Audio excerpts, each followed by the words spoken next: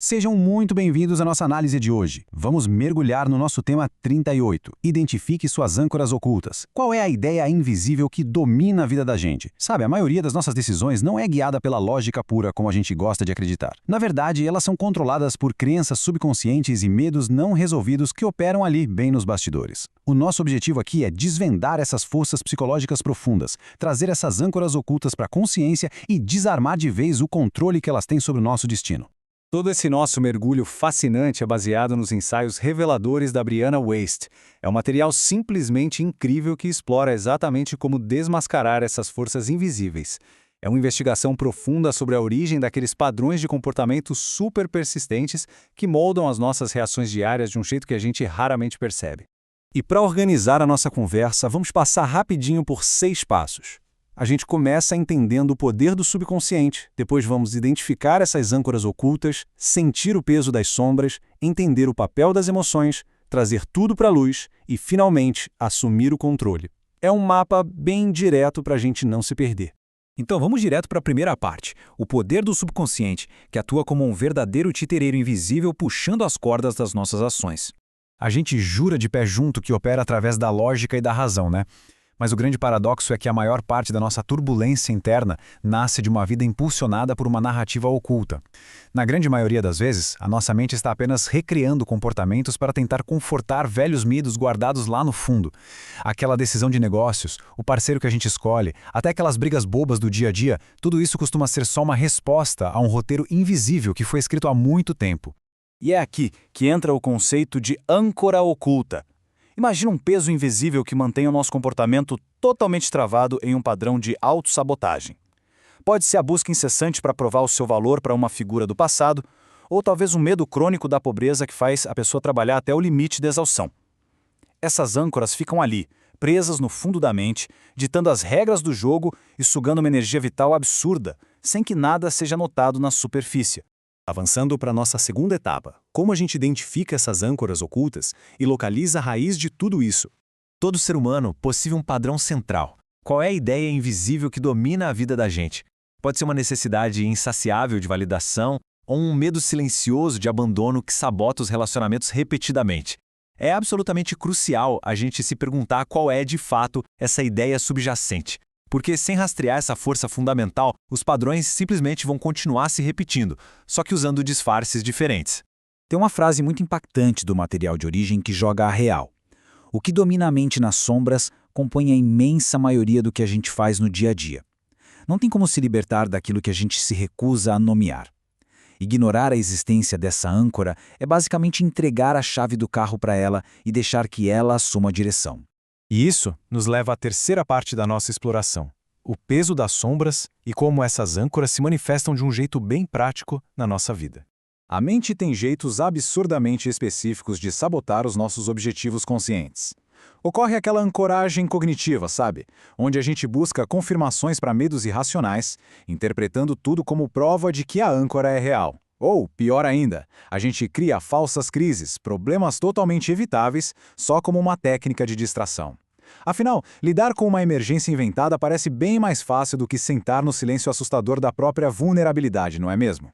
Aí entra uma verdade psicológica que é simplesmente fascinante. A raiva intensa em relação ao comportamento de outra pessoa, muitas vezes é um momento profundo de auto-reconhecimento. É aquele famoso eu sombra. Aquilo que mais irrita a gente nos outros costuma ser exatamente a parte de nós mesmos que foi suprimida e julgada inaceitável. Quando a gente critica demais a necessidade de atenção de alguém, por exemplo, muitas vezes estamos apenas apontando para a nossa própria necessidade negada. Chegamos então ao nosso quarto ponto, o papel das emoções. E aqui o segredo é entendê-las como mensageiras, não como falhas. Para desarmar essas amarras, a gente precisa mudar como interpretamos os sentimentos negativos.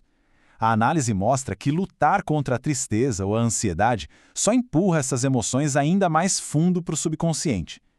As emoções são mensageiras, elas funcionam com uma lógica muito simples.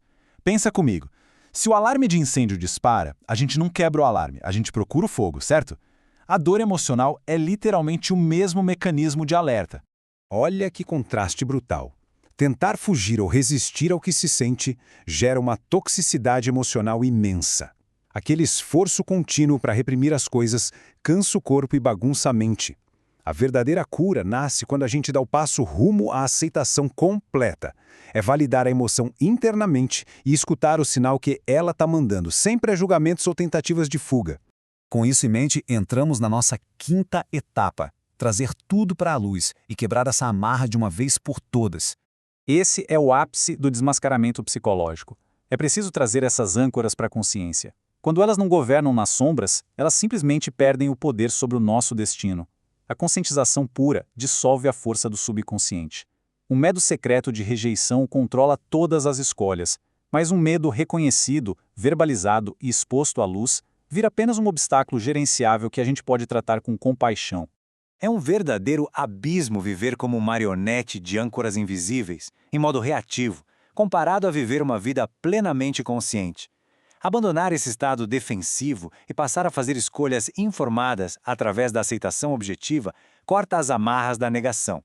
Essa mudança constrói uma fundação inabalável de integridade para a vida da gente. E o material sugere 3 passos super práticos para romper esse ciclo. Primeiro, reconhecer a emoção negativa sem resistência. Segundo, rastrear esse sintoma até a âncora original, se perguntando: por que isso me afeta tanto? E terceiro, observar o cenário de fora de forma objetiva, sem se identificar com o trauma. É literalmente assim que a gente desmonta velhos padrões. E assim chegamos à nossa sexta e última etapa, assumindo o controle através do poder da desidentificação. A ferramenta definitiva para calar a ansiedade é reconhecer que a mente é apenas a observadora dos pensamentos. Nós não somos os nossos pensamentos. Esse distanciamento saudável ensina que, só porque uma ideia catastrófica surgiu na cabeça, isso não significa que ela seja a verdade absoluta ou que defina quem a gente é. É apenas um evento mental passageiro. E tem essa perspectiva que simplesmente muda o jogo. Escolher acreditar que tudo está aqui para ajudar transforma radicalmente a nossa relação com o passado. As âncoras ocultas deixam de ser punições do universo e passam a ser os guias necessários para a nossa evolução. Cada bloqueio enfrentado carrega a lição que precisava ser aprendida. O próprio obstáculo se torna o caminho. E aí fica a grande pergunta final. Uma vez que essas velhas ideias invisíveis perdem a força e já não ditam o destino operando pelas sombras, o espaço mental finalmente fica limpo. E quando isso acontece, as possibilidades do que a gente vai escolher construir a partir de agora são verdadeiramente ilimitadas. O que surge quando as amarras são cortadas e a verdadeira liberdade assume o controle. Fica aí a reflexão para continuarmos explorando os incríveis caminhos do nosso desenvolvimento. Muito obrigado por acompanhar essa análise e até a próxima.